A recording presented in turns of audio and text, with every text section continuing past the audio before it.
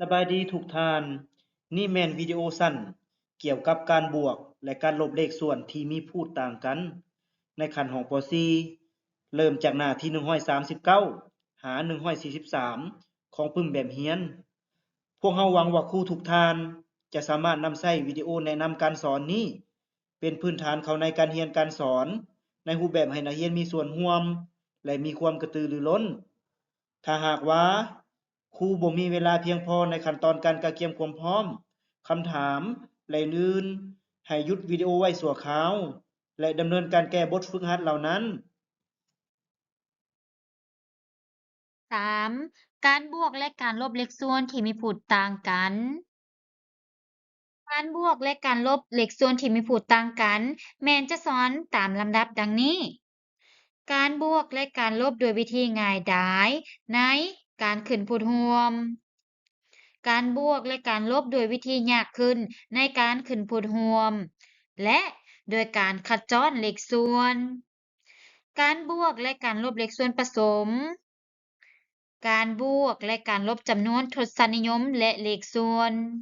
เพื่อดำเนินการเรียนแบบนี้ ความรู้และทักษะในการขึ้นพูดร่วม และการขจรเลขส่วน ถือว่ามีความจำเป็นอย่างยิ่ง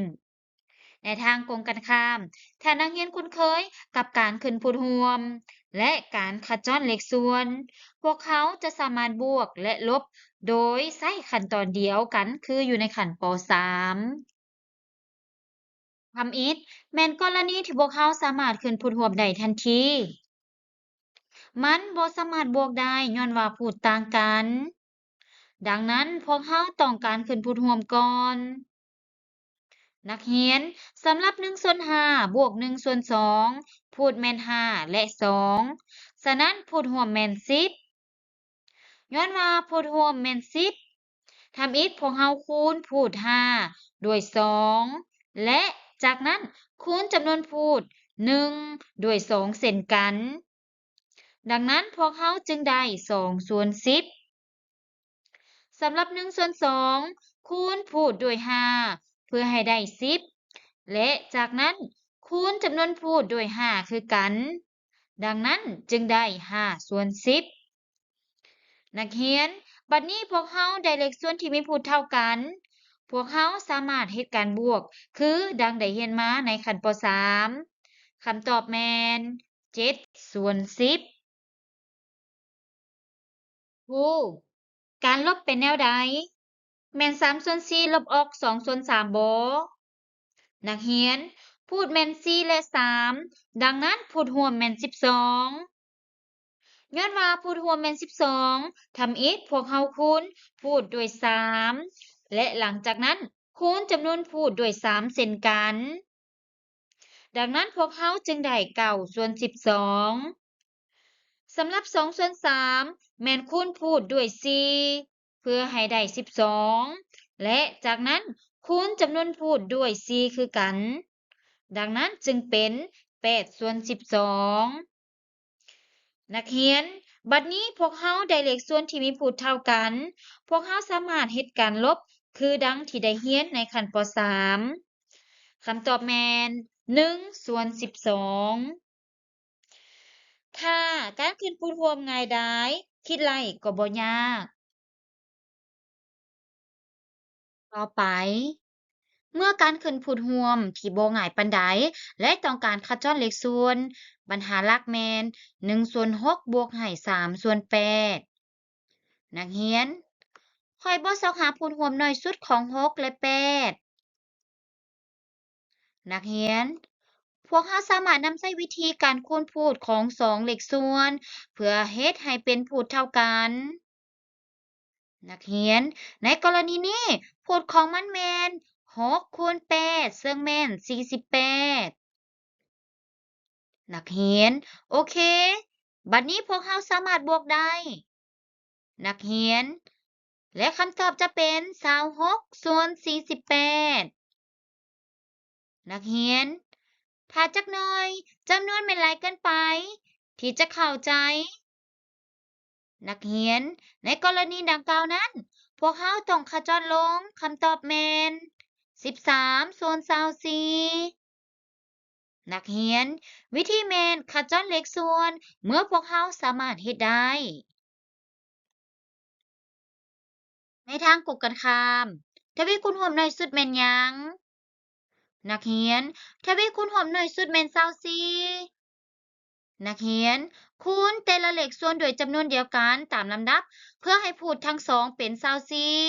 24นักเรียนแล้วพวกเราสามารถคิดไล่ได้เลยนักเรียนในเวลานั้น พูดจะบ่เป็นจำนวนที่หลายเกินไป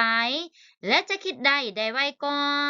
ในกรณีนี้บ่จำเป็นขจรเลขส่วน ต่อไปแม่นการบวกเลขส่วนผสม นักเรียน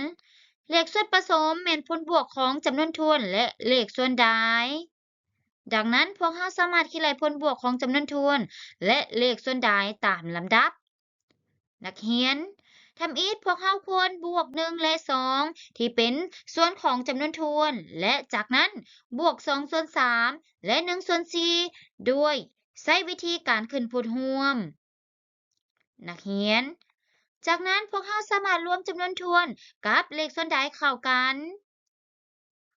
นักเรียน พวกเราสามารถบวกส่วนที่เป็นจำนวนทวนและบวกเลขส่วนใดแยกส่วนของไผมัน นักเรียนในทำนองเดียวกัน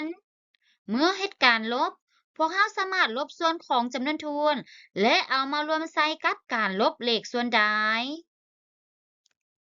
นักเรียน พวกเราต้องเอาใจใส่เครื่องหมายบวกและเครื่องหมายลบ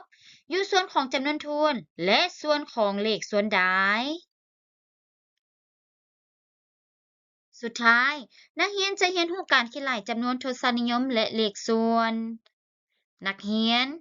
เคยคิดว่าพวกเขาสามารถแสดงจำนวนทศนิยมให้เป็นเลขส่วนและพวกเขาสามารถคิดรายได้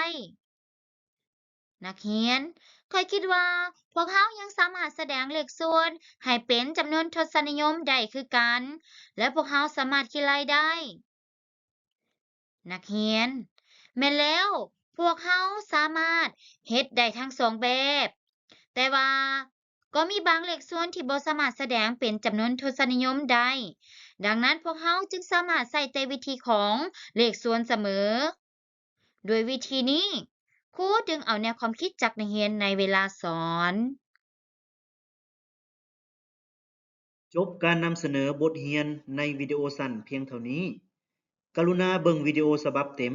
ในเวลาดำเนินกิจกรรมฝึกอบรมในขั้นโรงเรียน หรือเพื่อให้ตนเองเข้าใจตื่มอีก นอกจากนั้น ท่านยังจะได้เข้าใจจะแจ้งตื่มขึ้นอีกถึงความสัมพันธ์เนื้อในของบทเรียน